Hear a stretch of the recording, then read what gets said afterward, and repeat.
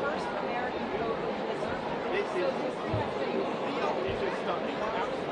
I just have to say, as an American Catholic,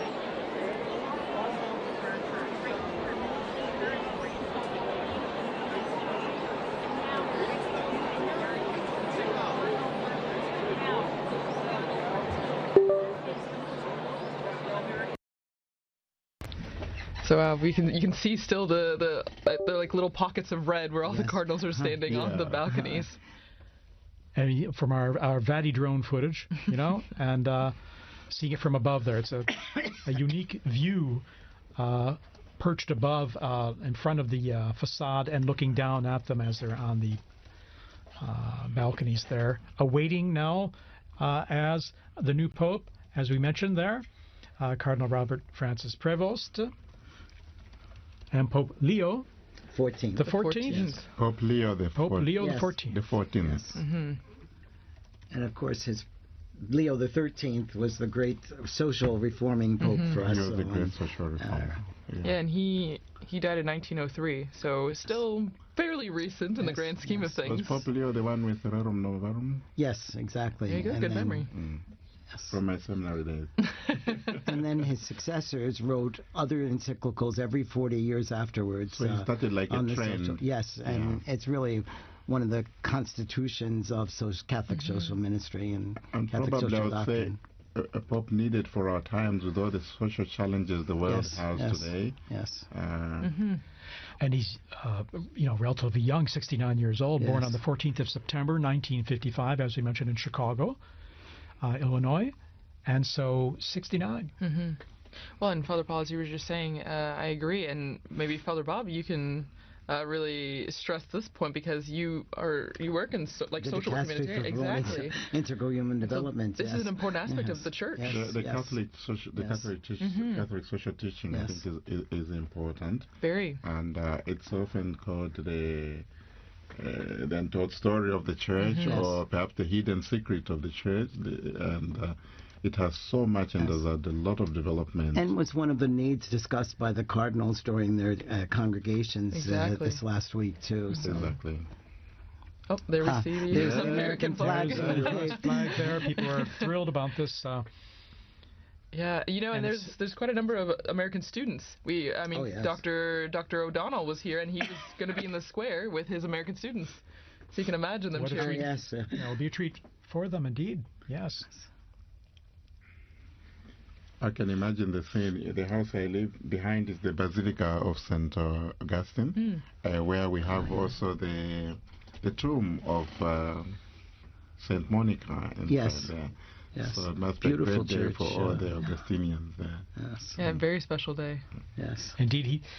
Looking at his biography in going back to more recent history, 1999, he was elected the provincial prior of the Mother of Good Counsel province in Chicago of the Augustinians, and after 2.5 years, the Ordinary General Chapter elected him Prior General of the Order of the OSAs.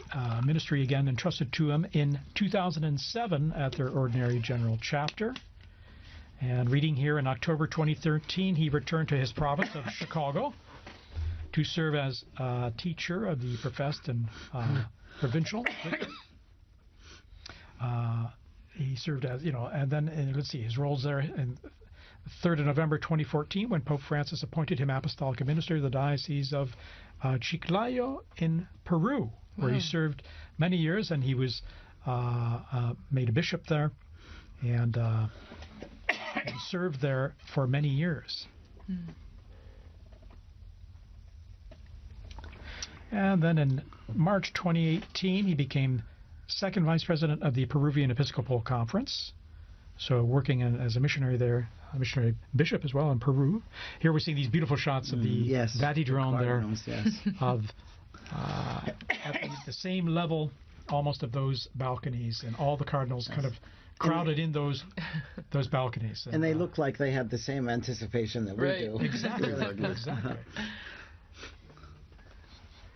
Any moment now, Pope Leo the 14th will be appearing. Pope Leo the 14th will be appearing from that balcony. Pope Leo the 14th. Looking again at his predecessor, the the person he took the name from before, Leo the 13th. He actually, Pope Leo the 13th had the third longest papacy, well, verified papacy that we know of, behind Peter, the apostle, and then John Paul II. So one from way back in church history and one from our very recent history. Long live the Pope. Exactly. No, and even on the screens now you can see a lot of people climbing up on the what are they? The lampposts in St. Peter's Square, craning, just trying to get a good view of the new Pope. And there we have the cardinals. These are the cardinal electors, right? Mm-hmm. Right. The ones that helped make this decision. Yes. Which, since we had 133 cardinal electors, then we had to have a majority of 89 cardinal electors to vote for cardinal. I found intriguing the fact that the voting takes place in the Sistine Chapel, where you have the last judgment. Right. So whatever you do, whatever you decide, that's between you and the Lord. Yes. Because the weight of the responsibility is so great. So very fitting, very telling, eh? Right. Well, and before you came in, Father Paul, Dr. Liz Lev was talking about the Pauline Chapel, and that's where the new Pope, now Pope Leo the 14th, when he will walk down this hallway in the chapel, and at the end of the chapel is an image of Peter crucified upside down, but the artist turned his head so that when the new Pope is walking down the hallway, Peter's eyes are falling. Here we are. There we are. Pope Leo the 14th is now Pope appearing. Leo the 14th. Coming to the central loggia of the Basilica. Very special moment. Very special moment. And here he is. There he is, And the applause going up, the greeting, the waving. Big the smiles. How amazing. How amazing. And Dr. Liz Lev was also talking about the symbolism of the red that he's wearing. You know, it is a sacrificial role, and that is the symbol of the cloth that he's wearing right now. And we see this beautiful close-up view from the side there, at the same level as the loggia. Pope Leo the 14th. Pope Leo the 14th. Amazing. Smiling. A smiling and Pope, yes. You can see who wouldn't be taken by the moment. And I think going through his emotion. mind, you know, the weight of this responsibility. Oh, yeah. You can see it on his face. You can see it on his face. Amazing. After this, you're never the same person. No. And we're hearing the bands below, the mutual salute of the anthems, the hymns, Vatican hymn and the Italian national anthem, as we do traditionally at the Easter and Christmas, as we've mentioned. And after this, now Pope Leo the 14th, he will give a greeting and impart his first apostolic blessing, the Urbi et Orbi, to the city and to the whole world. So that blessing extends to everyone who is watching, everyone who is listening, your family, wherever you are. It's a great moment to prepare ourselves for this first blessing. And this most solemn blessing, you can just feel and see the emotion on his face. Yeah.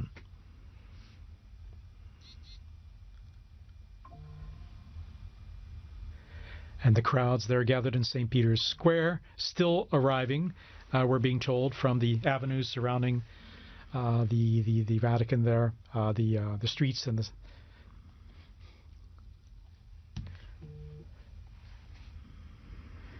So just getting messages here, congratulations, God bless the Pope. And you can hear the chanting from the square. Long live the Pope. Viva il Papa. Viva il Papa. Viva il Papa.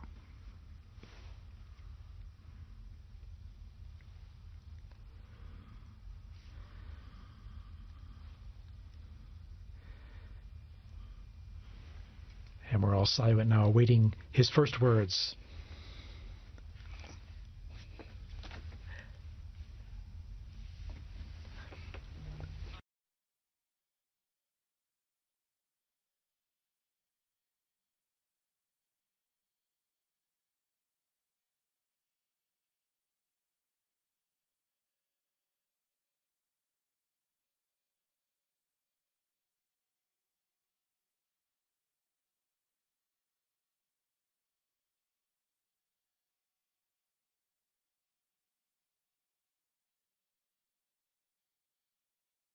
Di Dio. Anch'io vorrei che questo saluto di pace entrasse nel vostro cuore, raggiungesse le vostre famiglie, a tutte le persone, ovunque siano, a tutti i popoli, a tutta la terra. La pace sia con voi.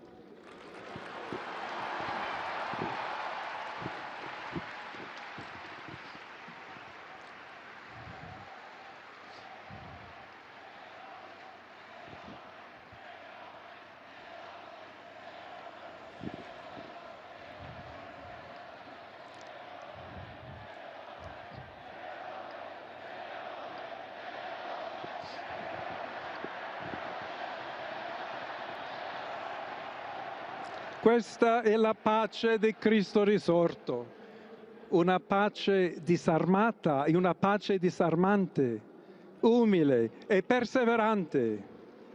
Proviene da Dio, Dio che ci ama a tutti incondizionalmente. Ancora conserviamo nei nostri orecchi quella voce debole ma sempre coraggiosa di Papa Francesco che benediva Roma.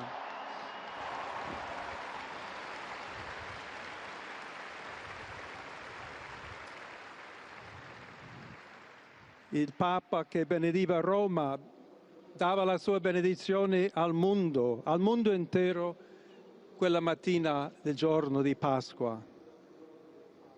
Consentitemi di dar seguito a quella stessa benedizione.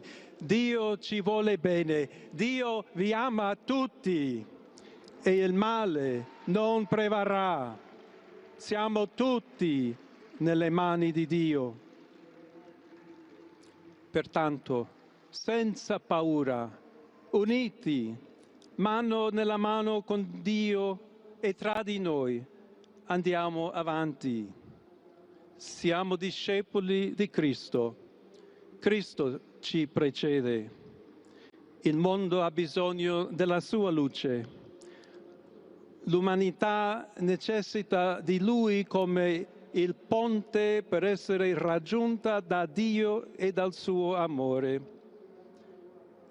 Aiutateci anche voi, poi gli uni gli altri, a costruire i ponti con il dialogo, con l'incontro, unendoci tutti per essere un solo popolo, sempre in pace. Grazie a Papa Francesco.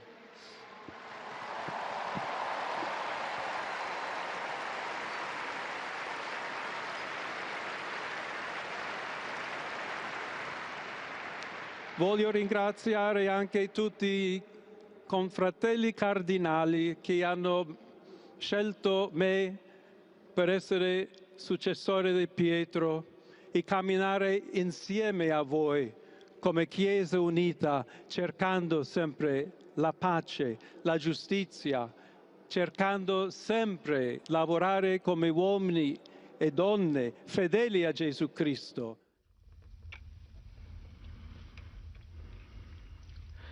Pope Leo offering these initial words, which we're just translating on the fly here. I'm a son of St. Augustine, and I'm an Augustinian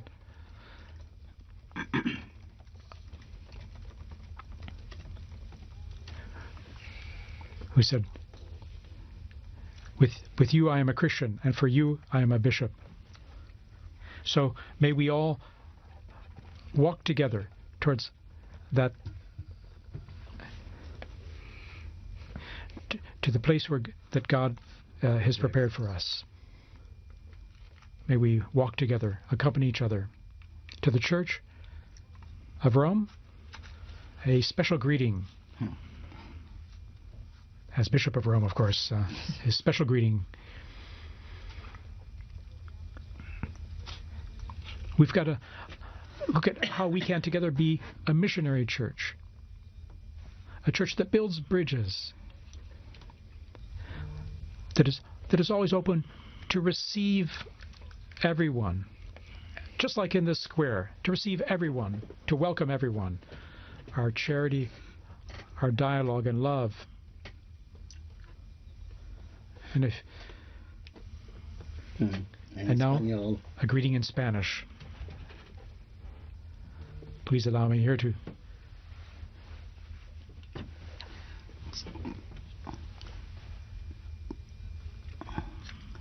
So to all of you, but especially to the people of my diocese of Chiclayo in Peru,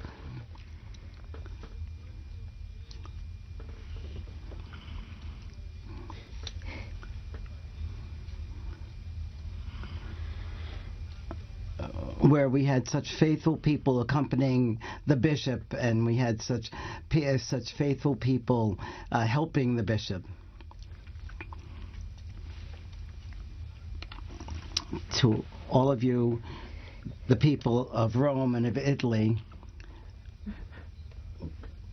we need to be a synodal church, a church that's a pilgrim, that shows charity always, and especially is charitable to those who are suffering.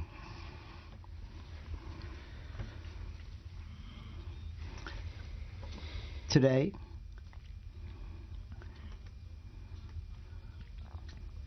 is the day of praying to the Madonna of Pompeii.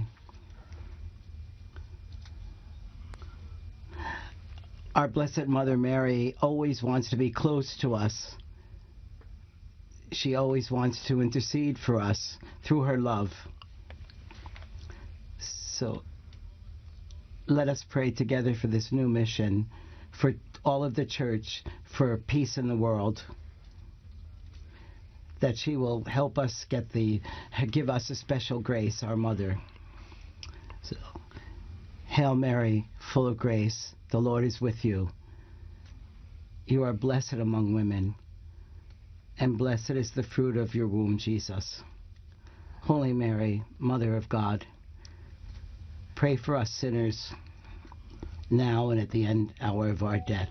Amen.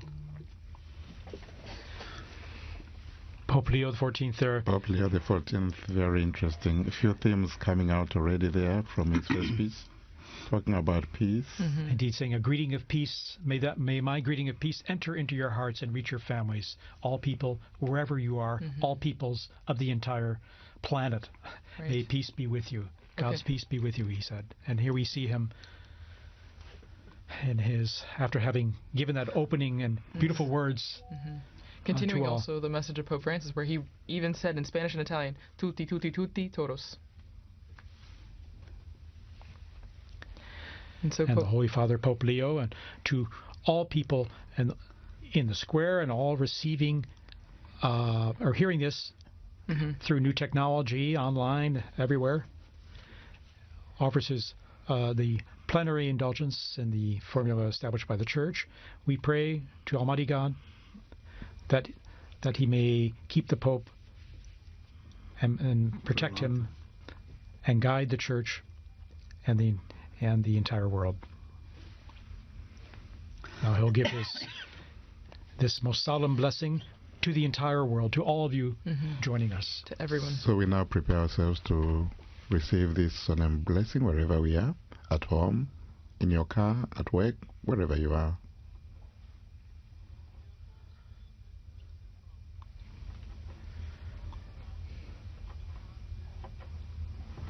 So the Holy Apostles Peter and Paul, and we also pray to the Blessed Mary, to Saint John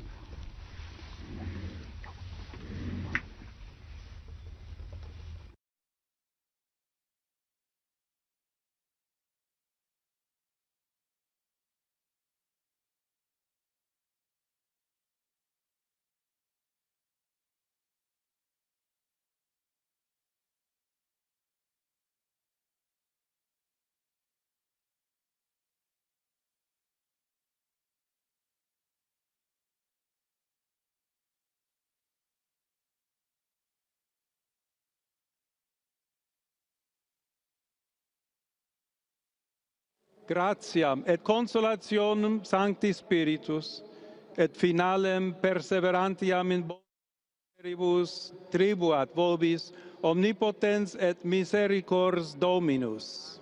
Amen. Et benedictio Dei omnipotentis, Patris et Filii et Spiritus Sancti descendat super vos et maniat semper. And we just heard the blessing there, received the blessing there of Pope Leo XIV, and to the world, to the city, this most solemn blessing to all of us and all of you listening and watching out there. What is interesting, he is smiling, and I found very touching the fact that he made reference to his former diocese in Peru and spoke to them in Spanish. You know, very, very touching moment, and how they are thanking them for how they accompanied him. And so from this moment, I think we all accompany the new Holy Father with our prayers and support. And once again, he asked, just like Pope Francis did before, he asked for continued prayers. You know, this is a heavy task, as we all noted before, and he continues to ask all of us for prayers and also for the intercession of Our Lady on the special feast day. And he asked us especially to be bridge builders, as he is, Pontifex, a bridge builder as well, but that we should all be building bridges, both here in the Diocese of Rome, in Italy, and throughout the world, and that we should build that on fraternity and on solidarity and on dialogue. So many times Pope Francis told us the same. You know, there have been false debates, I think, in leading up to this about unity and diversity and things, but he's made it clear that he's looking for us to be united, but also to be the bridge builders and to bring about peace in the world through our bridge building. We're seeing this stunning footage, or this video of our Vati drone there going close to the balcony and seeing, I think for the first time, unique images like this up close of the new Pope. And there's about 100,000 people we're getting in this square right now who are seeing Pope Leo XIV for the first time. There's Sister Norma Pimentel from the border of Texas and Mexico that Pope Francis, she spoke to him when he was there. That's amazing, all the people who are appearing in the square now, and the connections they had, present and past. Again, quite a novelty, an American Pope. Right. And here he is waving, and again, once again, you can see the emotion and sense of responsibility, the weight of the office. Well, and this is a beautiful view, seeing from inside the loggia, looking out, what he would see as he waves to the crowds. It's a very interesting place there, TJ. I don't know if you remember, we used to do the commentaries from that place. Indeed, commentary positions behind, off to the side of that big hall of blessings. And after those blessings, we would greet the Pope as well, briefly afterward, on Easter or at Christmas. And well, that's our historic moment. The warning is over. We have a new Pope. The warning is over. Okay. And you know, Monsignor Vito, you were telling us here about, I mean, you were translating the prayer. This is the prayer that is read, or the blessing, I'm sorry. The Urbi et Orbi. The Urbi et Orbi. Sure. Do you want to read why not? Now? Sure. So, may the holy apostles Peter and Paul, in whose power and authority we trust, intercede before the Lord, through the prayers and merits of Blessed Mary ever Virgin, St. Michael the Archangel, St. John the Baptist, the holy apostles Peter and Paul, all the saints. May Almighty God have mercy on you and forgive you all your sins, and may Jesus Christ bring you to everlasting life. And then he speaks about the indulgence and the absolution and remission of sins, and then he also gives the blessing. I'm not entitled to give the Urbi et Orbi blessing, but we heard it from him. But again, it's the most solemn blessing that he gives and imparts. And again, in his words, he offered greetings of peace to everyone everywhere, and stressed that he wishes to be a builder of peace in his ministry, and to that we can all be part of that in our own efforts in what we do. And 2 or 3 times mentioning the word missionary, I think probably also echoing his own experience as a missionary, a bishop, and now a pope. I found also that very touching, this openness to the world. And he's someone who is coming from the outside. He has been in the Korea, and now, so he has both worlds. And this is very interesting and quite assuring, I think, for the church. Well, and he comes from the Americas, so while he is an American by birth, being born in Chicago, he has connections to Peru, and so I think it's a beautiful continuity, between the Americas right there. And as we see on the Vati drone, we're getting a good image of the apostles lined up on St. Peter's, the facade there.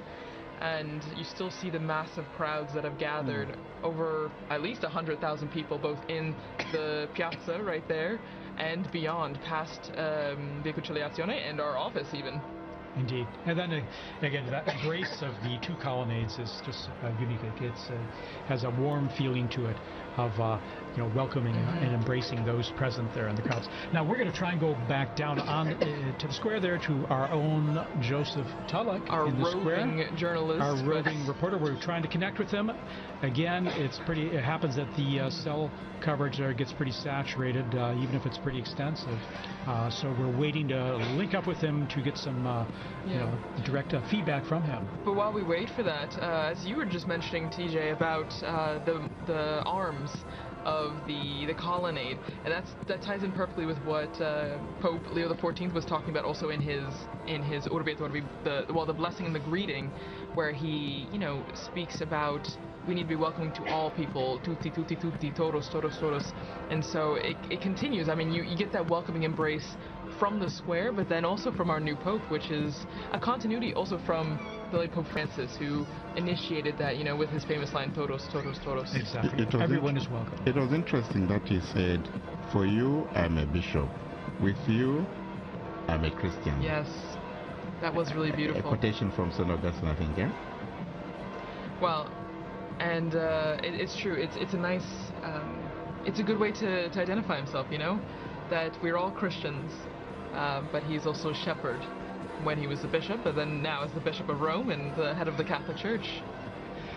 Again, embracing everyone, inviting everyone, basically underscoring the unity that brings us together, both Christians, non-Christians, everyone. And it means, TJ, we are going to see that unity you are talking about in the synodality, because he did refer to synodality as well. He did, and that word meaning talking to, hearing everyone's opinion and dialoguing together, listening to one another. That's what, in a sense, the basics of synodality, in terms of listening to one another and seeing where we can talk about things and come to understand one another and where we're coming from and maybe the best way to go forward together.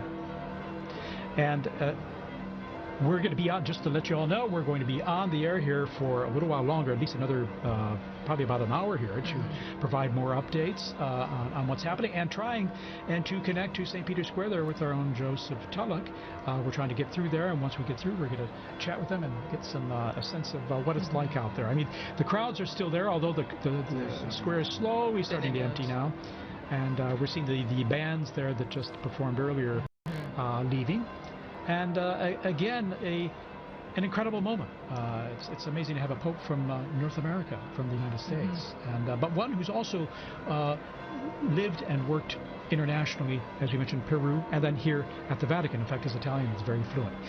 We're going to take a little break here, little musical interval, and we're going to come back, I'll be right back. Just shortly here. So stay tuned.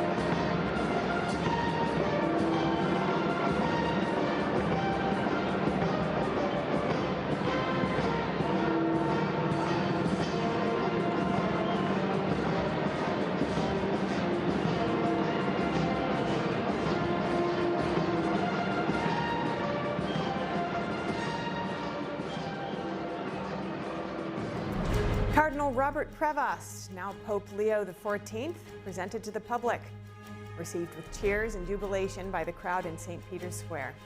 The 267th Pope, the first American pontiff, now leads the Catholic Church. Stay with us, and we'll bring you more news right after this break.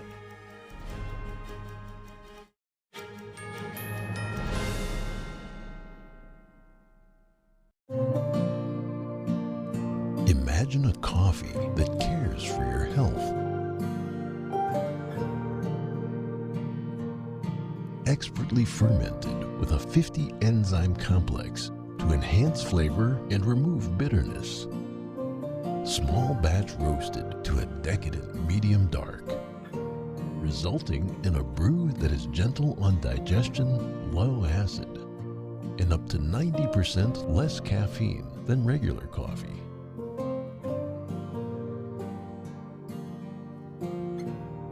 Try America's first enzyme fermented coffee today.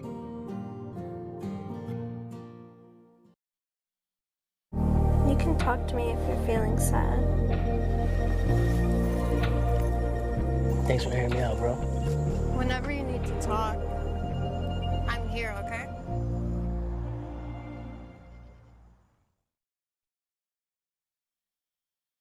It's going to become more complicated. This is going to allow us to better manage the airspace, to allow the airlines to better manage their flights. So when you take off, you actually fly and you land. You don't circle airports. You're going to take off and you're going to fly directly. This system will allow that efficiency to take place in the airspace. So in essence, all the front-facing equipment for controllers, all the back-end systems for controllers, all brand new. All new hardware, all new software is going to be built into this brand new air traffic control system. And some of you might say, well, how are you going to do that in any reasonable amount of time? I've told you we're going to do this in 3 or 4 years. Well, I can't just announce it to you and say it's going to happen in 3 to 4 years. I need help.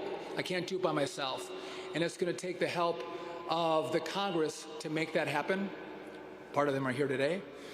So to do it in 3 or 4 years, we need all of the money up front, right? One of the problems of the past is when you give small tranches of money year over year, politics change, leadership changes, presidents change, interest changes, and it never gets built. So I'm going to ask the Congress for upfront appropriations to give us all the money. I'll come before the Congress every quarter and give them an update of how far we've built, how much money we've spent. They can pressure test what's been done to do the oversight to make sure we're doing this correctly. But on top of that, we also need permitting reform, some form of clearing the deck so we don't have to deal with all of the regulation around permitting so we can actually build this quickly. If we go through the permitting process and don't get the money, this is going to be the same old thing. It's going to take us 10, 15 years to build this, and by the time we get done with it, what we're going to build is already going to be old technology. So we want to build this in 3 to 4 years, and we can do it with the help of Congress. And the last point that I want to bring up to you is, we all know what most of us know what a flip phone is. We have this system as a flip phone, right? It is what it is. You can't build anything on top of the system that we now use. It's so old. So you can't upgrade it. You can't add to it. New technology comes out and you can't deploy it. Technology that's going to make us more efficient and safer can't be deployed on what we have in America. However, if we build a brand new state-of-the-art system, which is what we want to do, then, like your iPhone, you can actually get updates. You can build on top of what we are going to have in place. So as new technology becomes available, we can actually deploy it. And we're going to build upon the safety, build on the technology, build on innovation that's going to happen in this country to continue to make airspace safer and more efficient. And so this is bold. This is going to be challenging, but we absolutely can do it. I think our country, our people, those who use the airspace, they deserve this moment in time to actually deliver an air traffic control system that's going to keep them safe, that's not going to have them delayed for 4 hours or their flights canceled, a system that works for them. I'm committed to it. The President's committed to it. I think the Congress is going to be committed to it. And so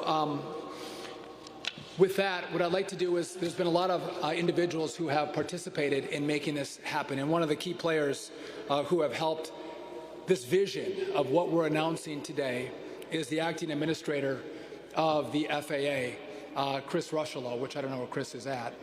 Oh, there's Mr. Rushlow right there. So come on up, Chris. This guy has been remarkable in navigating the issues that have come up over the last 3 months, and has been a great partner. Chris Rushlow.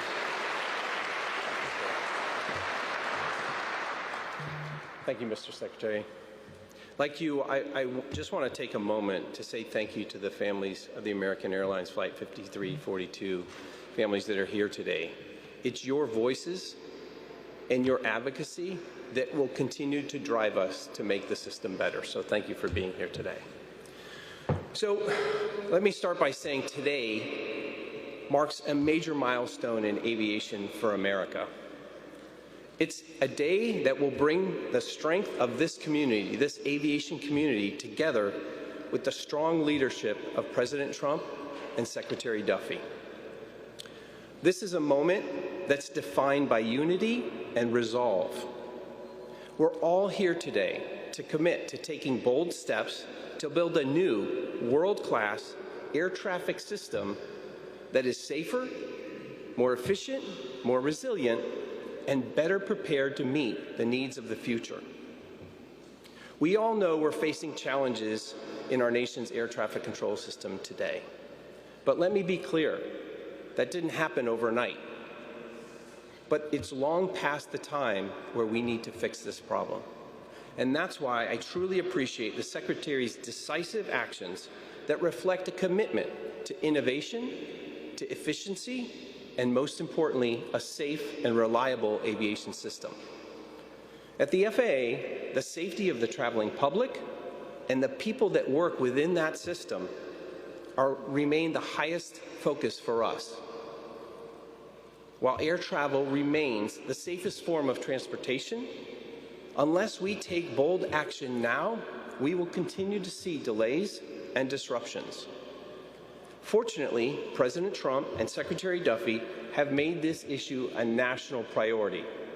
Their focus is propelling us to move forward with an urgency that this effort requires.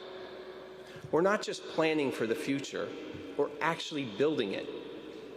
So today, I believe it's fair to say we're choosing action over inertia, partnership over division, and vision over indecision. Together, as an aviation community, we will deliver the air traffic system that America deserves. Thank you.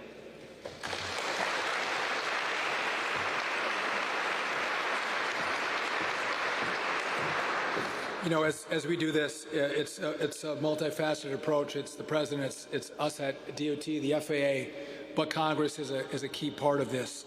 And, you know, this is not partisan. There's a lot of things that Congress fights about that they disagree on. We can all watch that on C-SPAN or on cable news.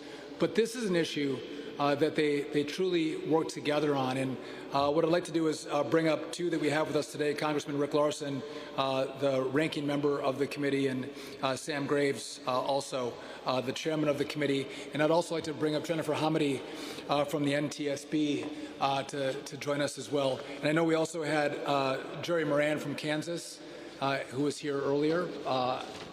And I appreciate his presence, but I don't know that he can speak. And so maybe what we could do is, by the way, no one in Congress knows aviation better than these two, and they might fight on committee hearings and whatnot, but they actually get along pretty well, and they've been great partners as we've gone through this process. So I'm going to turn it over to Chairman Sam Graves.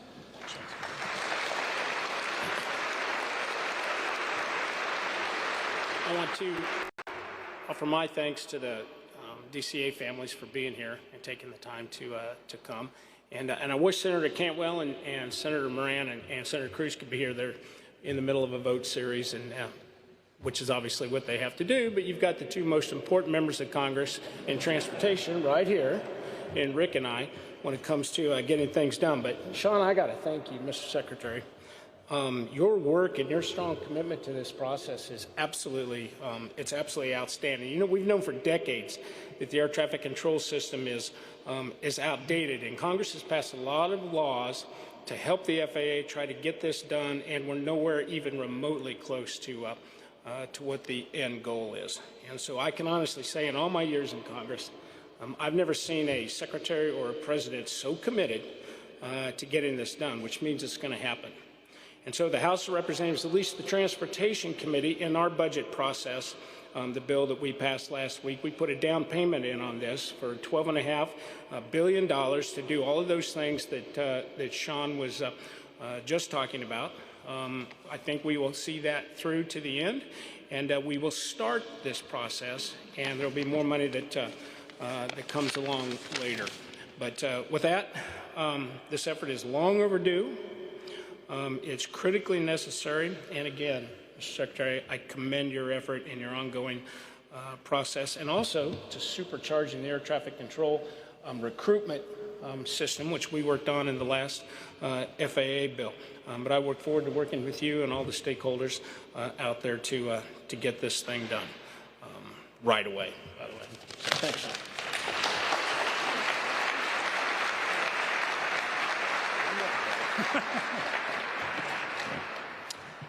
Thanks, Secretary Duffy, for inviting me here today, and I want to thank you for the hard work that you put in to get us here today.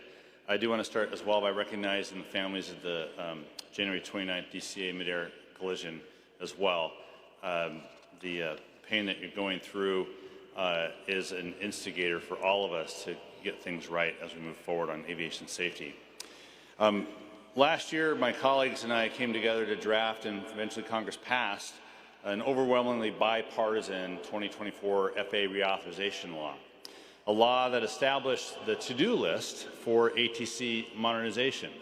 So we provided the what-to-do list, and I'm really pleased to see Secretary Duffy and the administration moving forward on the how to get it done list and leading these critical next steps. You know, we've talked about how this effort sometimes spans administrations. We don't want the effort to span generations. We need to get moving on this sooner rather than later, including any new investments and policy reforms that build on the law to modernize the nation's ATC infrastructure and growing as well the aviation safety workforce. In the wake of the tragic mid-air collision over the Potomac and a trend of runway near misses, we have to get this right. And now there are going to be a lot of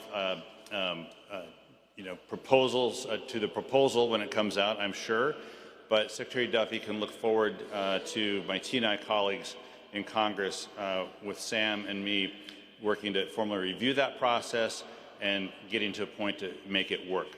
And T&I Democrats will be ready to stand with you, Sean, to improve the safety of U.S. aviation. Thank you very much for having me here. Appreciate it.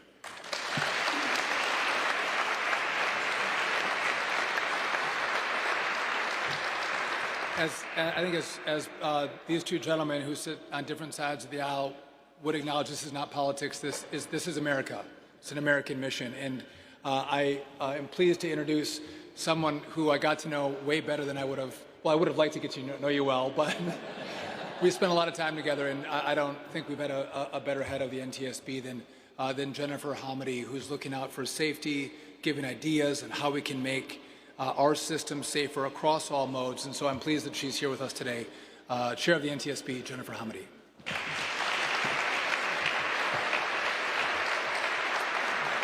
Well, thank you very much. I have to say that the Secretary's commitment to safety is real.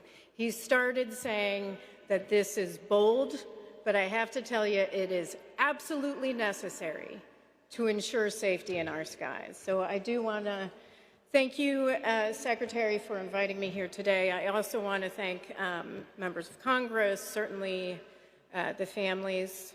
Thank you for being here. And again, our thoughts and prayers are with each of you and many others, our partners in safety. Without your commitment to aviation safety and support of the NTSB, we couldn't do what we do every single day. Certainly all of you are champions for safety, and I see many of you out here today, so thank you for what you do. The NTSB, as you know, can't mandate change. We can't mandate change. We can only make recommendations to improve safety. That's why we need strong partnerships, strong relationships with committed safety partners. That includes the President of the United States, President Trump, Vice President Vance, who I had the honor to work with after a terrible train derailment and tragedy in East Palestine, Ohio. I saw his commitment to safety up front and personal, and I want to thank him and certainly the Secretary and the hardworking men and women here at the Department of Transportation and at the FAA. Now, there's a question I'm often asked, and that's what keeps you up at night? The answer is always the same. It's the next family I'll meet who've lost a loved one on what I can only imagine is the worst day of their lives. And it's the conversations that I have with our investigators on scene about how that tragedy could have, should have been prevented had one of our safety recommendations been implemented. The NTSB has safety recommendations to invest in ATC going back almost 3 decades that we've had to reiterate again and again, most recently following the near misses at JFK and Austin. In Austin alone, and I didn't tell this to the Secretary, he wasn't here yet, we had our final investigative board meeting last June on Austin. We had found that the weather personnel in the tower were in a room that was the old smoking room. They had no windows. The weather personnel had no windows, no cell phone service. They had to go outside to move their cell phone to get service, and they had no access to the internet or FAA intranet that they had been asking for over a year. And ATC didn't have ASDX. All of that is just, to us, unbelievable and unacceptable. In February, I traveled to Alaska following a fatal accident near Nome.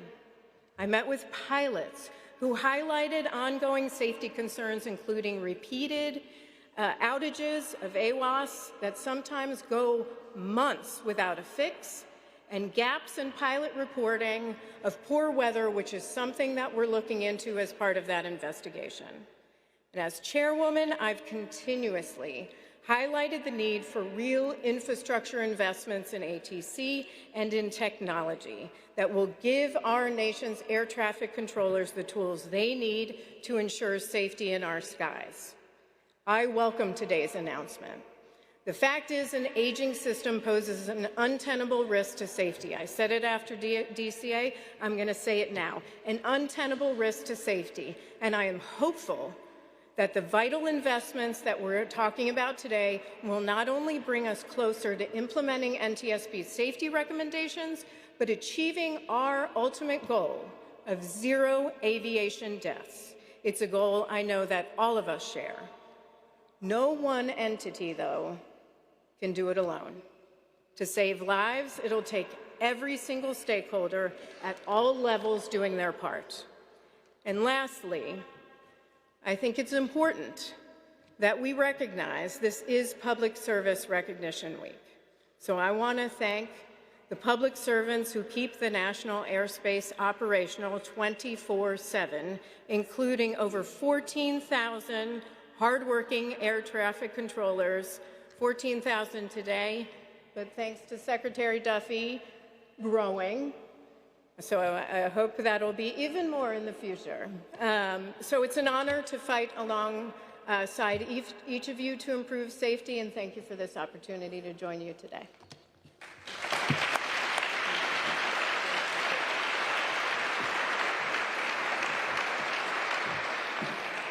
General Mohammadi, she's a great partner. Again, I think she lives, breathes, sleeps safety, and she has been a partner who has been fantastic for all of us, so thank you for that.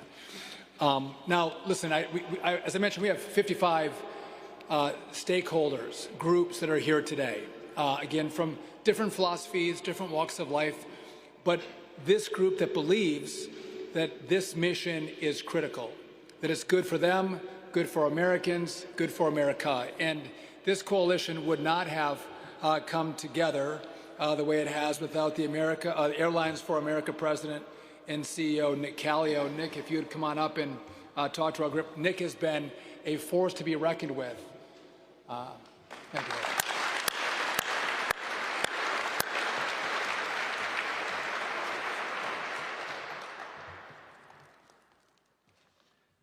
Thank you, Mr. Secretary. It is truly an honor to be here. Thank the families for being here. Sorry for your loss. Anyway, Airlines for America is the trade association for all the major passenger and cargo carriers in this country. The fact that 5 of our carrier CEOs are here today is a testament to the historic magnitude of what's being undertaken. This is an exciting day for all of us in this industry. I want to thank Secretary Duffy for presenting a plan that begins to address a decades-long problem and the manner in which he's attempting to do it, because we've seen failure in the past. This one will not. It's been pointed out air travel is the safest mode of transportation in this country. No question about it. But for it to remain that way, we need major investments now and all at once. We can't kick the can down the road again. We need to do it now, and that's what's being proposed. Back in February, President Trump vowed that we're going to have the best system. So thank you, President Trump and Secretary Duffy, for delivering solutions, not just more talk. Solutions. Promises made, promises kept. Okay, so I've been holding up floppy disks and paper strips for about 9 years now. And I wasn't going to bring them, but yesterday the Secretary encouraged me to bring them along, so here they are.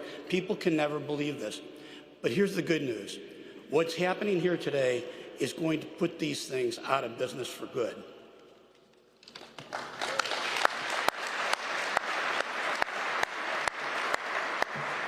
We are deeply appreciative of your bold leadership, and I was going to address Chairman Graves and Ranking Member Larson, Senator Cruz, and Senator Moran, all of whom are stalwart aviation supporters. I do want to deliver a message to what Chairman Graves did in that committee to get that $12.5 billion was remarkable. He's a results getter, and I was going to encourage Senators Cruz and Moran that they need to expand on that work and find more money. But we've been saying that to them already. We continue to.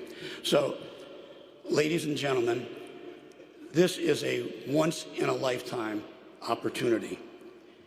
It's to finally get something done to stop the deterioration of our airspace system.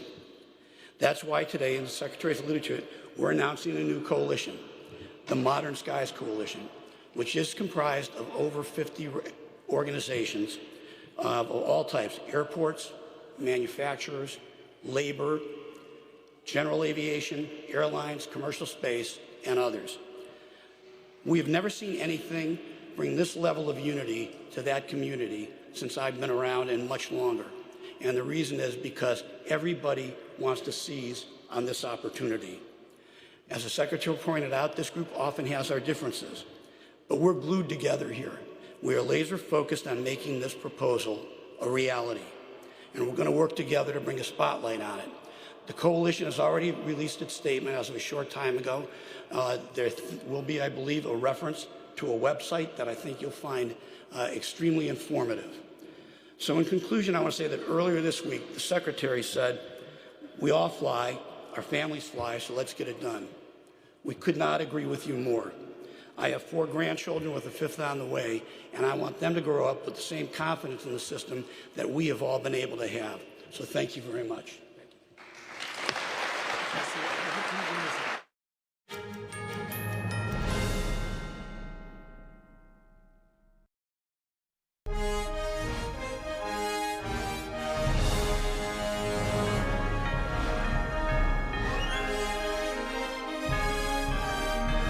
This is NTD Newsroom, live from our global headquarters in New York City. Welcome to NTD Newsroom. I'm Fiona G. We just saw there a live look at Secretary of Transportation Sean Duffy announcing some proposed plans to modernize the air traffic control system. This, of course, in the wake of those aviation tragedies. We also saw there Missouri Representative Sam Graves speaking. Now, he actually just proposed a reconciliation bill that would provide $15 billion for ATC modernization. All right, we're going to move on from that for now. White smoke rose from the Sistine Chapel today. The College of Cardinals has elected a new pope. Crowds rejoiced as the bells of St. Peter's Basilica tolled today after Cardinals elected the 267th pope to lead the Catholic Church. American Cardinal Robert Prevost has taken the name Pope Leo XIV. Now, Prevost is prefect of the Vatican's powerful dicastery for bishops. Now, the 69-year-old was previously in charge of vetting nominations for bishops around the world. The Chicago-born pontiff has extensive experience in Peru, first as a missionary and then as archbishop. Prevost was a protege of late Pope Francis, who sent him to run the diocese there in 2014. The new pope held that position until 2023, when Francis brought him to Rome for his current role. Prevost said in his first public remarks from the balcony of St. Peter's Basilica, quote, "Peace be with you." President Trump announces his first post-tariffs trade deal with the UK. He's also planning to negotiate a deal with the European Union and is open to reducing his 145% tariffs on China as talks are happening this weekend. Here's NTD's White House correspondent Iris Tao. We won the war together exactly 80 years ago, so there could be no more perfect morning to reach this historic agreement. On the 80th anniversary of Victory Day for World War II, President Trump unveiling a new trade agreement with the UK, the first of its kind since President Trump announced a global tariff plan back in early April.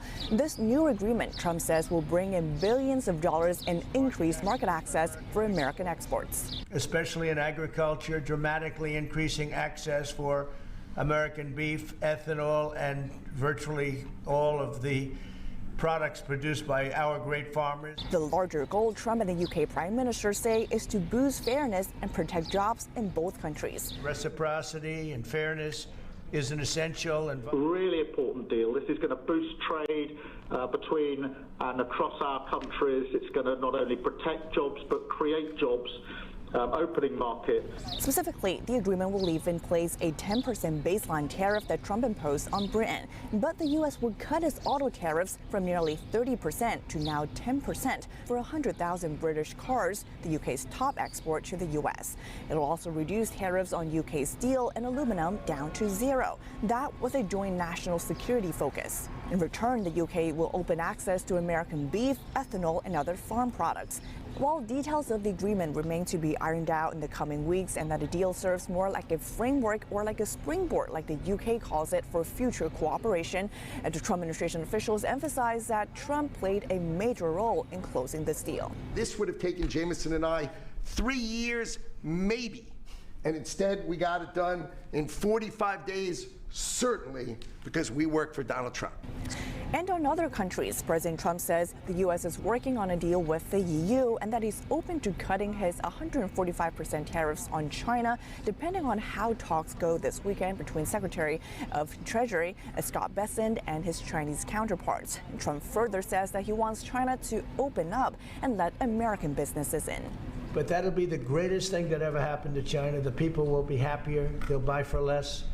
They'll see things that they never saw before, and they'll be buying them. And it'll really create great long-term peace. But Trump also suggests that the U.S. would have been better off if it didn't do business with China in the first place, adding that it's a good thing that for now, imports from China are down. Reporting from the White House, Iris Tao, NTD News. The agreement that President Trump calls a breakthrough deal with the UK is on the way, as we've been covering. It impacts many sectors, and Trump says the arrangement will fast-track American goods through British customs. Here's that breakdown. The U.S.-UK deal gives expanded market access to U.S. ranchers, farmers, and producers. The White House says it's a $5 billion opportunity. That includes the ability to sell $700 million more in ethanol fuel and $250 million more in other agriculture products. These are mainly beef, but also include cereals, fruits, feed, tobacco, soft drinks, and shellfish. President Trump posted on Truth Social that the deal will generate $6 billion in tariff revenue for the U.S. It also renegotiates the Section 232 tariffs on cars imported from the U.K. As such, the U.K.'s first 100,000 autos sold in the U.S. will face a 10% tariff. All autos after that, 25%. Trump says the UK tariffs are coming down to 1.8% from 5.1%, and U.S. tariffs are going up from 3.4% to the 10% baseline tariff imposed on what he called Liberation Day. It will also renegotiate tariffs on steel and aluminum, creating a new trade union for those products. Trump says the agreement will be written up in the weeks to come. Britain hailed the U.S.-UK trade deal as historic and said that it will save thousands of jobs in the car and steel industries in the U.K. The import taxes had threatened to cripple Britain's high-end car makers. The timing of this announcement coincides with Victory in Europe Day, marking the 80th anniversary of the end of the Second World War in Europe. NTD's international correspondent Malcolm Hudson reports from London. British Prime Minister Keir Starmer said the new US-UK trade deal takes the relationship between the two nations into new territory. Thank you, Mr. President, Donald, and this is a really fantastic, historic day in which we can announce this deal between our two great countries. Highlighting the importance, he said wartime leader Winston Churchill declared victory in Europe against the Nazis exactly 80 years ago. Almost at the same hour, and as we were 80 years ago, with the UK and the US standing side by side, I think is incredibly important and makes this truly historic. The British government said the deal will reduce tariffs on British car exports into the US from 27.5% to just 10%. British car makers will be given a quota of 100,000 cars per year at this lower rate, which is almost the total Britain exported to the US last year. And we've got scope now to increase that quota as we go forward, so this is not fixed. Tariffs on British steel and aluminium exports to the US will also be reduced from 25% down to 0. Starmer said this will save businesses and thousands of jobs in the UK. Exports of plane parts, such as Rolls-Royce jet engines, will also enter the US tariff-free, while a UK airline agreed to buy $10 billion worth of Boeing planes. On agriculture, there will be reciprocal access to beef. British farmers get a tariff-free quota for 13,000 metric tons, while the UK will also remove tariffs for US ethanol, which is used to produce beer. The British government said that Britain's digital services tax will not be changed. It's a 2% tax on revenue earned by big tech firms, such as Amazon, Google and Meta, something Trump has been highly critical of. The British government said they will work with the US on a digital trade deal that will strip back paperwork for British firms trying to export to the US. The blanket 10% tariff imposed on all imports to the US still remains in place. Britain has been seeking a trade deal with the US since Brexit, but until now has been unable to achieve it. Douglas Carswell, a former British politician and now head of a free market think tank, said the deal is a tremendous success. Incredibly difficult for a Republican administration in America and a left-wing government in Britain to find common ground, but they've managed it. So well done to both sides. This is going to be really good. And he said other countries will be looking at this deal as an example of what they could agree with America. Countries like Japan and Korea and Taiwan and India, and they will see in the British-American trade deal today a model that they can take so that they too can have access to the American market and the Americans can have access to their markets. The United States and Britain will continue negotiating a broader deal and reducing the remaining reciprocal tariffs, saying the final details are still being written up. Malcolm Hudson, NTD News, London. And on that note, President Donald Trump is speaking at the White House right now. Let's tune in.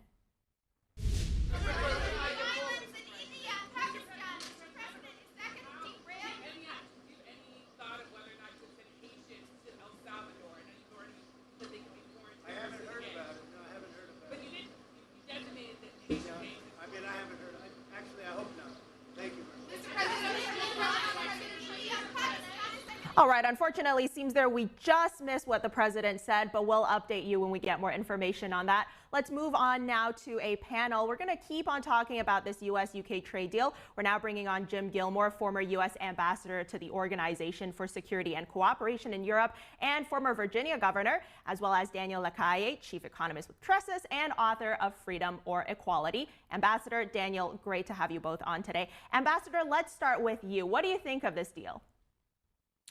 Well, I think that it's a good landmark for President Trump.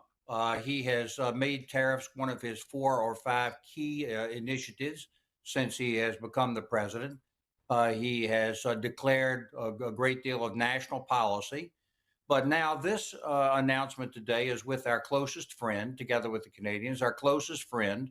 The special relationship between the United States and United Kingdom is intact after this very substantial agreement. The agreement does a lot of different variated things, and that will be further discussed. But one thing that it does is it reduces actually barriers for British automobiles and machine parts and so on to go into our economy, which is good for the United States economy. But at the same time, our agricultural products, particularly beef and other grains, are going to go back out to the United Kingdom under more favorable treatment. So I think this is just an announcement of this continuing special relationship, and it underscores it with this announcement today. All right, Daniel, go deeper. What kind of a tone does this initial deal set here with the UK for future discussions for other EU countries? Oh, I think it is absolutely critical to make people understand that there can be quick and successful negotiations that are beneficial for both parties. And think about this. The UK is one of the countries that has apparently low tariffs, but enormous non-tariff barriers. So one of the things that is very, very successful from the Trump administration in this deal is precisely to have agreed with the UK government to lift many of those non-tariff barriers, and one of the key ones was precisely the agricultural and farming sector. So I think that those two elements are very, very important, particularly for the negotiation with Japan and with the European Union. I would say specifically with the European Union. We have been hearing for the past week or so a lot of voices saying it's impossible to reach trade agreements so fast. Trade agreements take a very lengthy period of time. Actually, it didn't happen. And it didn't happen because when what you are doing is lifting trade barriers, it's very quick to do. The reason why trade deals take a long time is because mostly bureaucrats, what they want to do is to increase the trade barriers. So I think it's a very, very successful deal. It's also important that it happened between an administration that is a Republican administration in the United States, but a Labour administration in the UK. I think that this is critical because it shows that it's not something that is down to ideology, that is not something down to basic political principles. It's about getting the best deal possible for each country, and this is it. All right, so let's look a little closer here at these numbers and specifically agriculture, as both of you gentlemen have brought up. This deal, it's saying it's going to open up a $5 billion export opportunity for these American producers. So that's including $700 million in ethanol, $250 million in beef and other agricultural products. Ambassador, the president, over the course of his campaign trail, he promised that he would help these farmers and this agricultural sector. How do you think, or what kind of changes do you think realistically these U.S. farmers and ranchers could expect from this? Well, I think it should be encouraging to American farmers and ranchers. I think that they're going to feel like that the president has really continued to open up those markets for them. And it's good for America's economy. But I think it's also good for the British economy. It looks to me like this is a mutual deal. And to the point that this is a demonstration that you can have mutual agreements that are favorable to both sides. And, you know, one point I guess I would add would be in the future, let's keep our eye on the America-China relationship on terms of trade. The British are friendly people to the United States, and this is a friendly agreement and negotiation.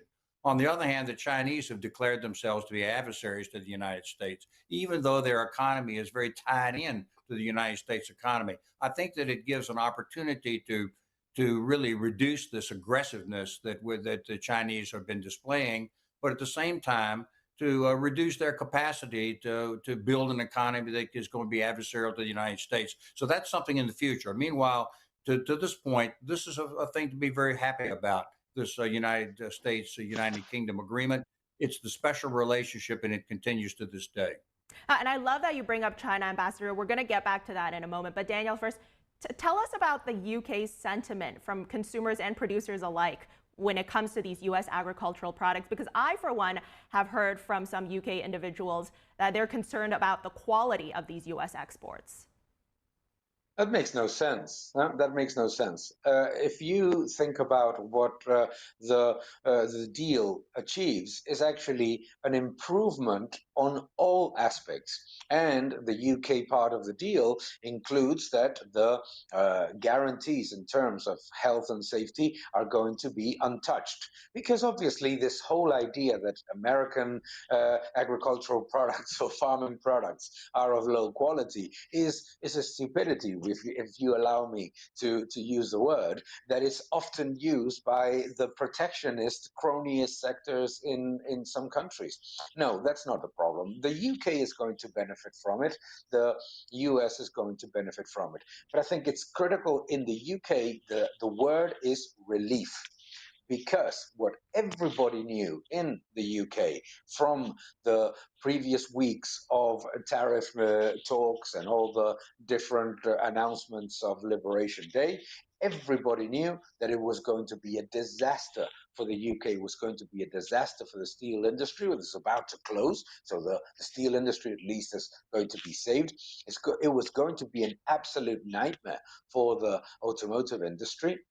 And it was also going to be negative for farmers and for the agricultural sector in the UK, which are already suffering from the internal barriers of the European Union. So the comment that you just made, I find it so funny, because if you're in the European Union, they say, oh, we don't want British beef because it doesn't have the quality that we require. And the British are saying that American beef doesn't have the quality that they require. Well, that is all absolute nonsense.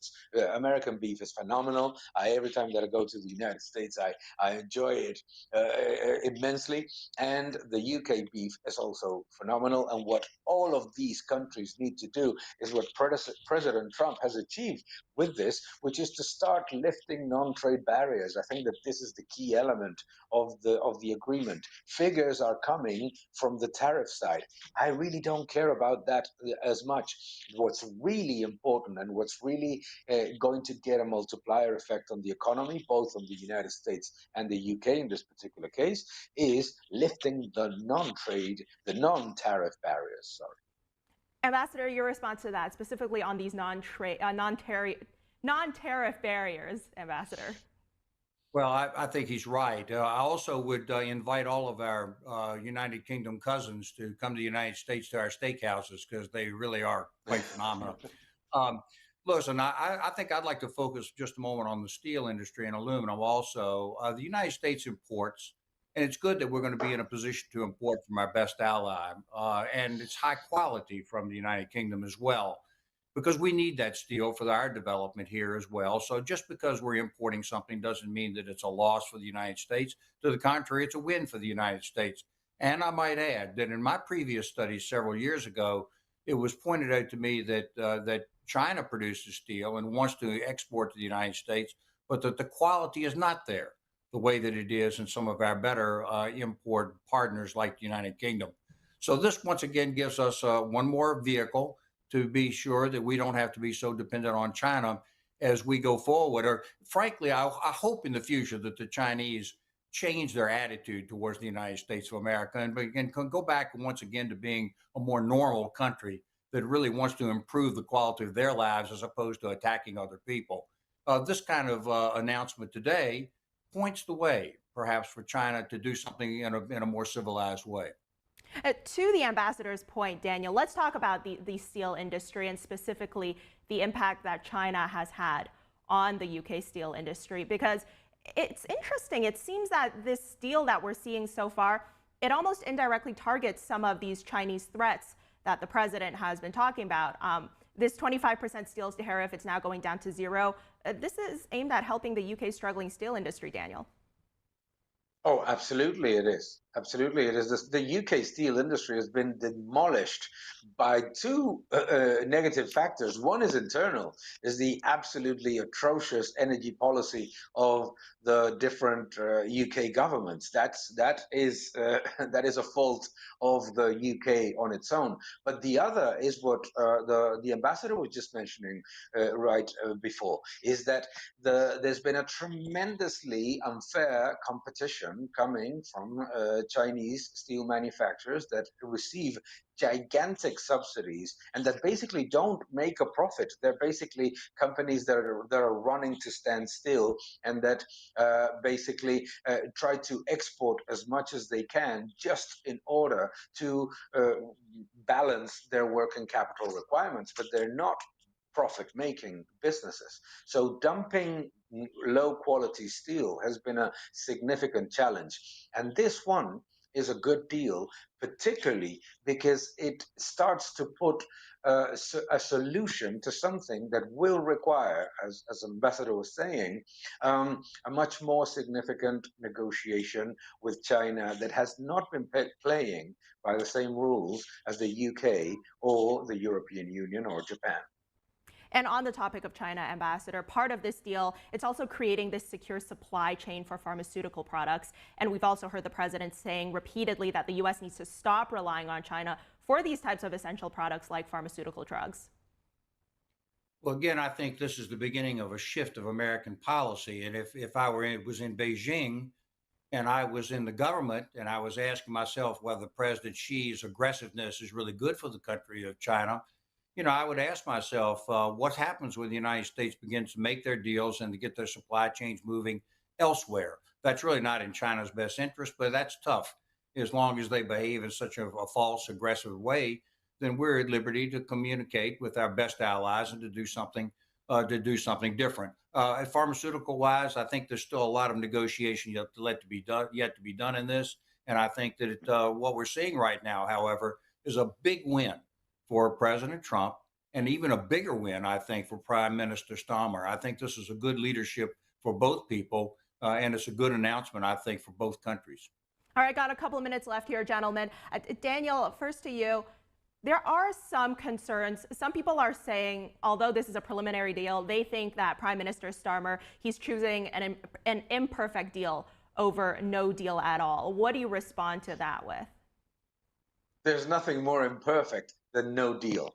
What people don't seem to understand is that the UK is already in a very dire economic situation. Oh, they do understand it if they live in the UK. However, many people in the UK have this idea that we're going to lift ourselves out of this stagnation basically by singing songs and chanting as some kind of hymn, no? So the problem here is that people cannot expect a deal that in which there is no compromise. Of course, there is a compromise, and it's pretty obvious. But it's a very positive one, and it's a big win for Prime Minister Starmer. It's a big win for Prime Minister Starmer because everybody expected Labour to be very, very aggressive and exceedingly protectionist about anything that had to do with trade and agreements with the United States. This is a positive deal. It's going to save thousands, not tens of thousands of jobs in the poorest areas of the UK that are not particularly in a situation in which they can have the luxury of saying we want no deal. This is a good deal for everybody, and I think that it's been reflected by even the reaction of some of the unions. And finally, over to you, Ambassador, before we go. As we've been talking about here, the U.S. and UK, it has a very special relationship, similar to what the U.S. has with Canada. And some would assume there'd be an easier time with negotiations, and that may be true to some degree. But then today, when President Trump made the announcement, he also said, you know, this deal, it wasn't easy to make. Your take? Well, I don't think that any kind of negotiation over billions and billions of dollars on international trade is going to be something you can do in an afternoon. I think it's going to take time to make it all work out, and I think in good faith this has occurred. one thought that I have that may be a little different is that if you're Vladimir Putin, you can only look at a deal like this among colleagues and friendly nations with jealousy. But he's doing this kind of thing to himself instead of trying to reach some sort of accommodation with people like the United Kingdom, the European Union, and the United States. He's decided to become an aggressor and to be somebody who's cut off from these kind of opportunities. Frankly, if I were the Russian people, I would think twice about continuing that kind of policy in light of what they're seeing right now, this friendly attitude and successful financial attitude between the United States and the United Kingdom. Well, I'm looking forward to seeing what other deals start coming out soon. Ambassador Jim Gilmore, Daniel Lakaya, great having you both. Thank you, gentlemen. Thank you very much. And President Trump on Truth Social just congratulated the new Cardinal Robert Francis Prevost as the newly elected Pope. President Trump said, quote, "It is such an honor to realize that he is the first American Pope. What excitement and what a great honor for our country. I look forward to meeting Pope Leo XIV. It will be a very meaningful moment." And coming up, the Trump administration invokes state secrets privilege in the deportation case of Kilmar Abrego Garcia. The El Salvadorian national remains in a prison in his home country. We'll be right back.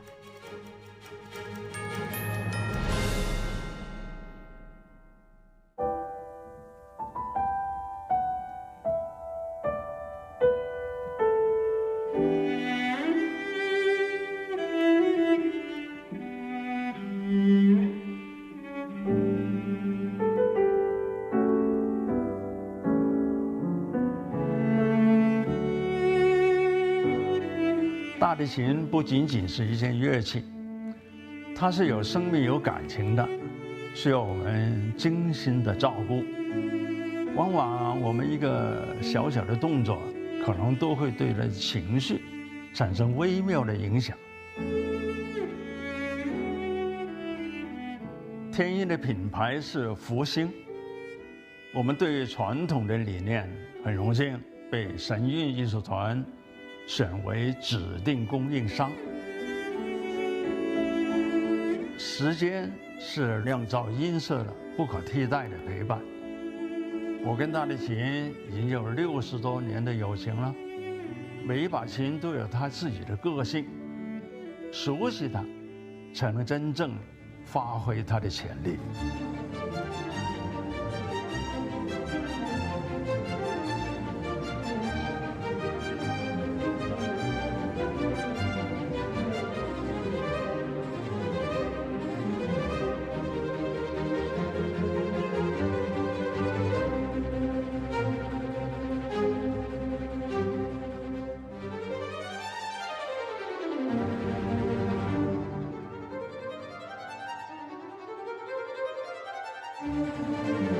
所以，我希望给你的每一把琴，都是首先我所信任的。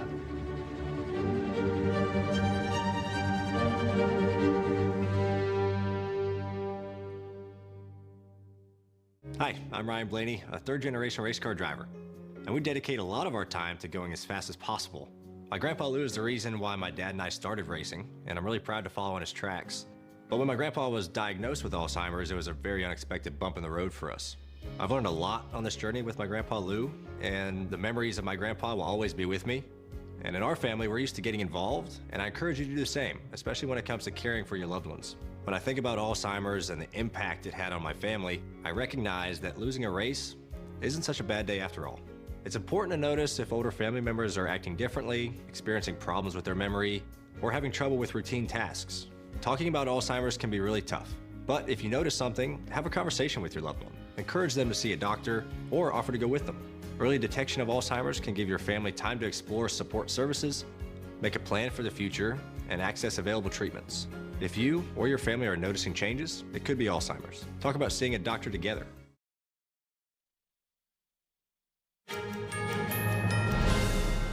Welcome back. President Donald Trump says that he'll bring up the case of jailed Hong Kong pro-democracy campaigner and media tycoon Jimmy Lai as part of ongoing U.S. trade talks with China.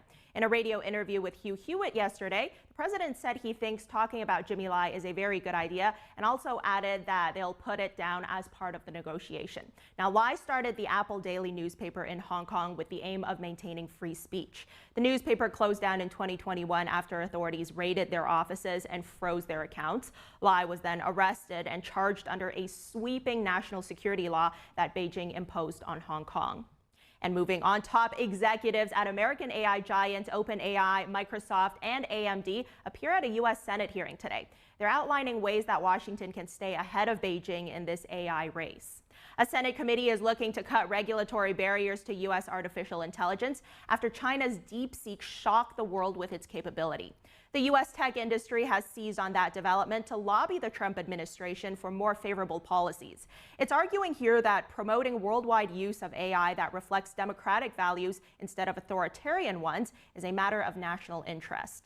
The Biden administration aimed to cut off China from American AI chips and capabilities over fears that Beijing could use this technology to supercharge its military. The Trump administration has so far taken a similar approach, but it has spurred criticism from some who say the rules restrict U.S. companies and hand the lucrative AI market to Chinese companies. Lawmakers want to leverage funding to higher education institutions in order to stop the Chinese Communist Party's propaganda campaign and IP theft. Last night, they passed a bill on this front. NTD's Melina Weiskup has more.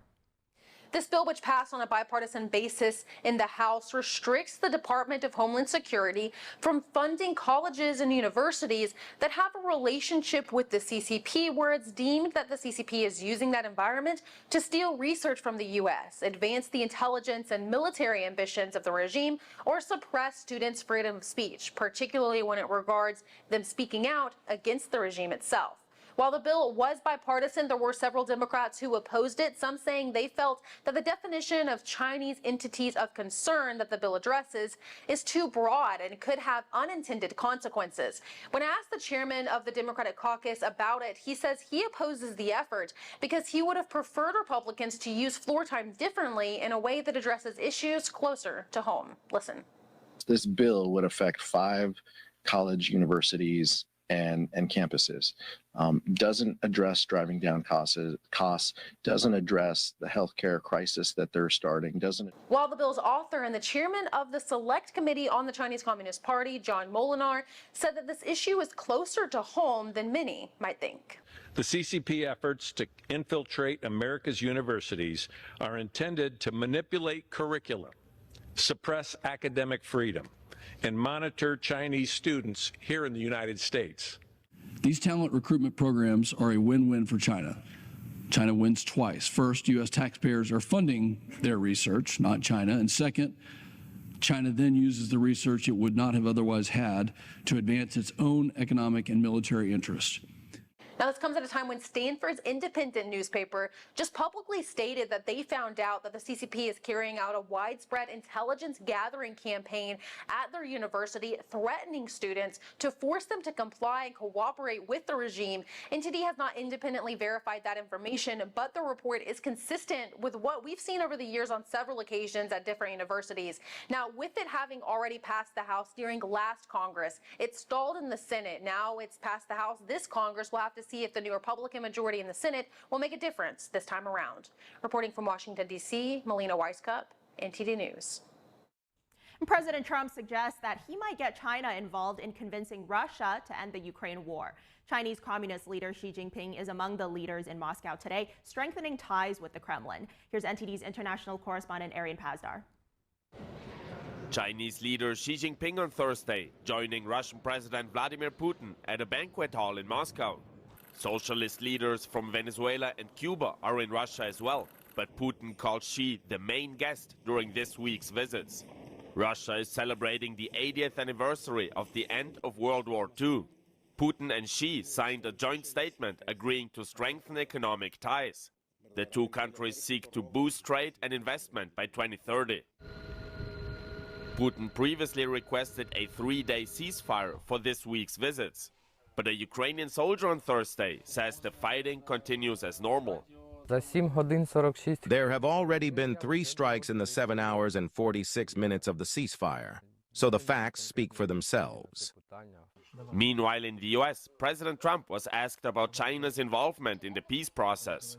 Will you be asking China to help you close, the gap between Ukraine and Russia? I think so, yeah. I think it's a natural thing to ask. This comes as the U.S. is also in talks with China for a possible trade deal. Both countries recently imposed high tariffs on each other. What do you expect? Sure, I don't know. I think we're making good progress. Fighting is a little bit different than it was. I think if we weren't involved, Russia would be, going at it to maybe get the whole thing. Also on Thursday, Ukraine's parliament ratifies a minerals deal with the U.S. We appreciate that, but the deal is all now signed up and ratified. And we have access to a massive amount of very, very high-quality rare earth. Ukraine's first deputy prime minister says this document is not merely a legal construct. It is the foundation of a new model of interaction with a key strategic partner. The more than 330 Ukrainian lawmakers unanimously voted in favor of ratifying the deal. Arian Pastar, NTD News. Moving on now, the Trump administration has invoked the state secrets privilege in the case of Kilmar Abrego Garcia. The invocation comes as a federal court probes his deportation to El Salvador. The state secrets privilege allows the executive branch to protect national security information from being disclosed in civil suits. The DOJ took the step in a similar case in March as well. Now, that case more broadly challenged the administration's use of the Alien Enemies Act to deport individuals to El Salvador. Meanwhile, a federal judge has blocked the Trump administration from deporting illegal immigrants to Libya or any other third country without notice. The ruling came after reports surfaced of an upcoming military flight carrying detainees to the North African nation. The judge said this would clearly violate an earlier court order that he made. The Alien Enemies Act is an 18th century law that gives the executive branch broad deportation powers. The Trump administration argues that enforcement of the law is necessary to enact its immigration policies. Attorneys for illegal immigrants and civil rights groups claim that the Trump administration is using this law to circumvent due process. C-SPAN is urging the Supreme Court to allow live video coverage of birthright citizenship oral arguments next week. Arguments in Trump v. Casa Inc. will be held on May 15th. Last month, the Supreme Court left in place lower court orders blocking Trump's policy of limiting birthright citizenship for certain individuals and scheduled this oral argument. C-SPAN says the case holds profound national significance, saying that its legal, political, and personal implications will affect millions of Americans. The Supreme Court currently provides a live audio feed of oral arguments on its website. Members of the public may apply for tickets to attend arguments in person.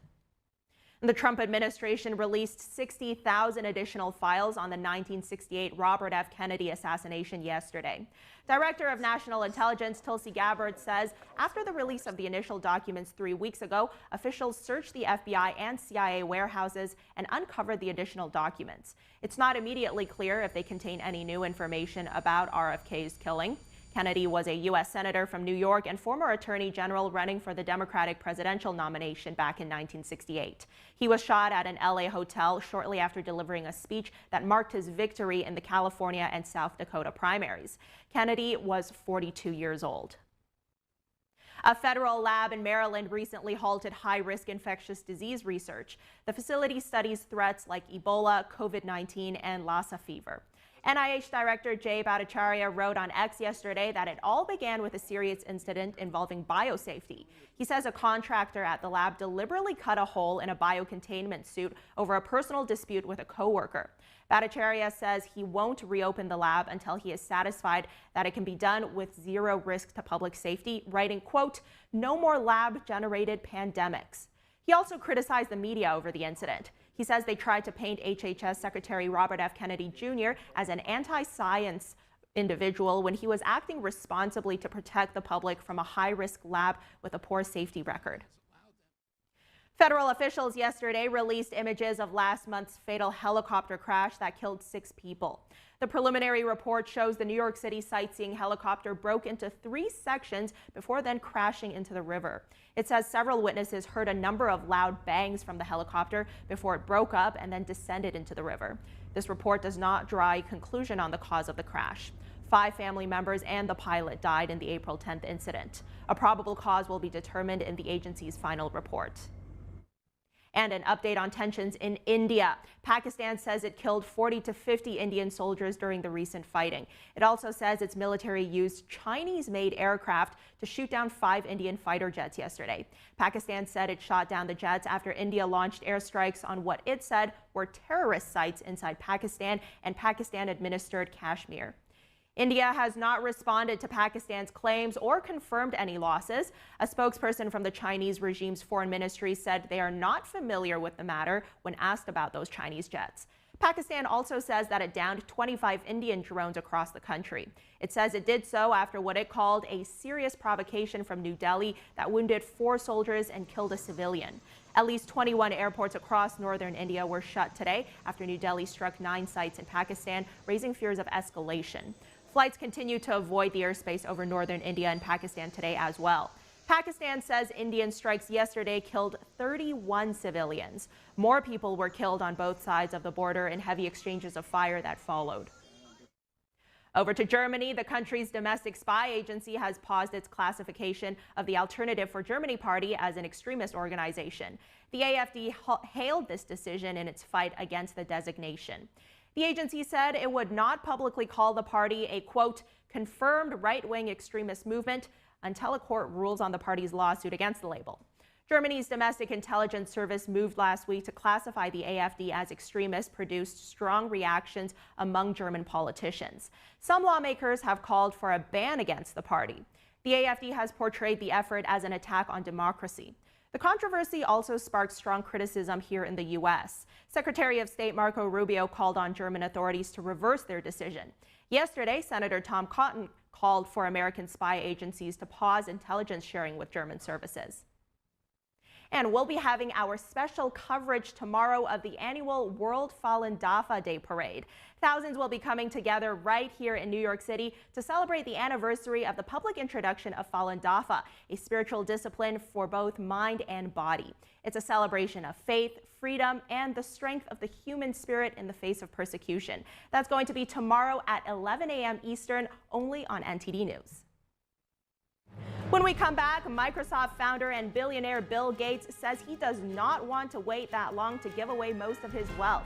He now plans to distribute virtually all of his wealth through his Bill and Melinda Gates Foundation. We'll have that story and more in just a moment. Stay with us.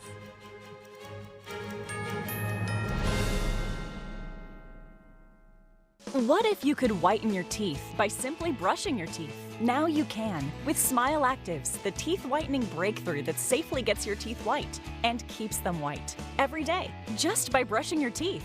I never thought that whitening my teeth could be so easy. I just put the gel on the brush, the toothpaste on it, brush, and I can see my white teeth. Simply add Smile Actives to any toothpaste and our patented PolyClean technology activates into a powerful microfoam that penetrates into the enamel surface to safely lift and remove stains. You need a simple way to whiten your teeth. Without strips, without trays, without going to the dentist. And it was about time that a product was developed that you would be able to do that with just brushing. And now Smile Actives is even better with new Pro Whitening Gel with 33% greater whitening power, clinically shown to whiten teeth faster, up to 8 shades. 100% of users saw whiter teeth. On food stains, coffee and wine stains, even on veneers, crowns, and dentures. I eat the blueberries, I drink the coffee, and I know that Smile Actives will keep my teeth white every day. If you could use something so easy like Smile Actives to take yellow teeth to white teeth, why wouldn't you? Why spend hundreds of dollars for whitening treatments at the dentist when now you can whiten your teeth with new Smile Actives Pro Whitening Gel every time you brush your teeth? Call or go to smileactives.com and for a limited time get new Pro Whitening Gel for just $24.95. Order in the next 5 minutes and buy one, get one absolutely free for just $24.95. That's 2 for 1 and save 58%. We'll even include free shipping. Get your teeth whiter guaranteed or return it within 60 days for your money back. I smile every day now. The difference is literally night and day. So now I'm always smiling, always choosing, because now my teeth are much whiter. This offer is not available in stores, so call or click now before the special buy one, get one free offer goes away. When I arrived in the U.S. at 19, I struggled to find job opportunities without a high school diploma. My name is Ariel, and my entire life changed when I took a chance and I got my high school diploma at age 22.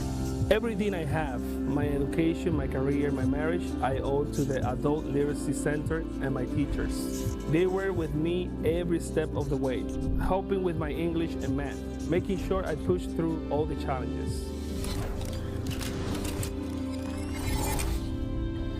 Oh my goodness. So Ariel, we made this earbud for you. It has notes from all the people that are here.